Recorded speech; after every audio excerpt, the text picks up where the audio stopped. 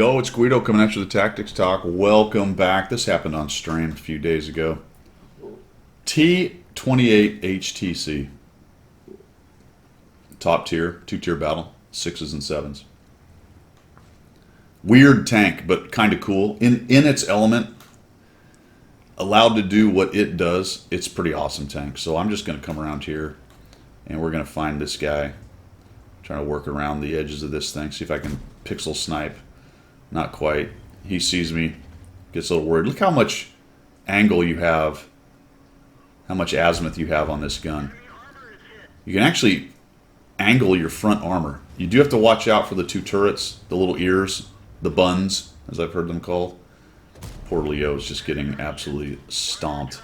And I'm just shrugging shots off. He's trying to make a runner. The reload's pretty fast. The gun hits pretty nicely hard. 330. I think it's a 300 alpha gun at tier 7. Is that right? Let's find out. Might be 320. It's 320. 1S gets hit. There's a KV2 in there. You know what I'm not afraid of as much anymore? KV2s.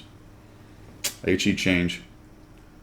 Yeah, they can still hurt, and if he hit my little buns on the side, lightly armored area, that could hurt as well. But as a general rule, not that scared of him.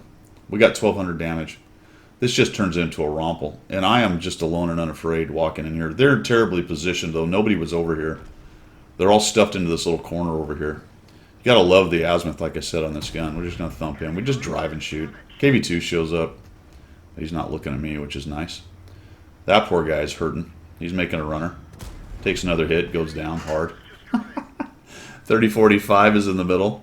He has no idea why there's a T28 HTC behind him. We'll just auto aim and shoot him down. The rest of the team's doing really well. We're above 2,000. Poor KV2. Just come around the corner. I don't even care if he hits me. I smack him. See what happens here. I smash into him. He's on a reload. I thought I might be able to push him up and over, but he got a little too heavy. We hit him again. 302. Artie comes in. Not really sure what he's looking at. Is he actually going to shoot me? Maybe he quit. I don't know. It's hard to tell. There we go. He bounced a gold AP round for 700 not damage to me. And we just keep rolling. We got our 3,000 damage. I got a little lazy right here on this part. I knew that's where the rest of their tanks were. I didn't really want to get in too much of a crossfire, and they're hiding behind a bunch of stuff. I do get that shot. That snap works for me. That's where I started feeling like I was invulnerable, and I was just going to keep on hitting guys. So we'll come in here. We put another hit on him for 323, so that gets us up to 3,600 or so. 2 hits real quick, and now they're starting to pick apart the buns. I miss a shot on the way in. That actually blew my mind. I think I bounced off the T25. We get a little ram damage. I unlock the auto aim because I didn't want to shoot him in the mantlet, and then he sneaks by, which I think was the right answer because I don't want to turn my side to these two. Hopefully the guys behind me will help. I bounce off the mantlet, and that's where he does what he needs to do. He comes around and starts shooting me in the side. This is going to hurt. Puts a big thump on me here pretty quick, I think. There we go, but dies. So I do take a hit. Finally get another one into the... Actually, I bounced off the...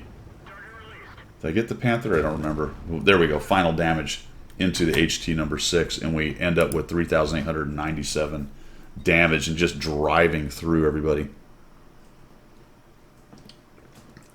It's an assault TD. These are the kinds of things it can do in the right situation. This was obviously a great matchup for it.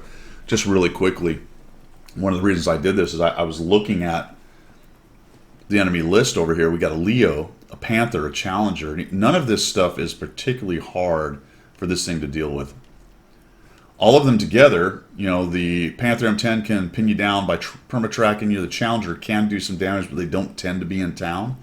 On this, the E25, kind of the same idea. If he gets around the side, it can hurt, but he can do that to anybody. None of this was particularly scary to this tank, and so I just pressed W and drove in. And then when I got into town and found that they weren't really in good position, they put nobody up here on the north side. If you notice, we were folding in on the north very quickly. So once I came up the middle and there was no one up here, I just turned and went through that way.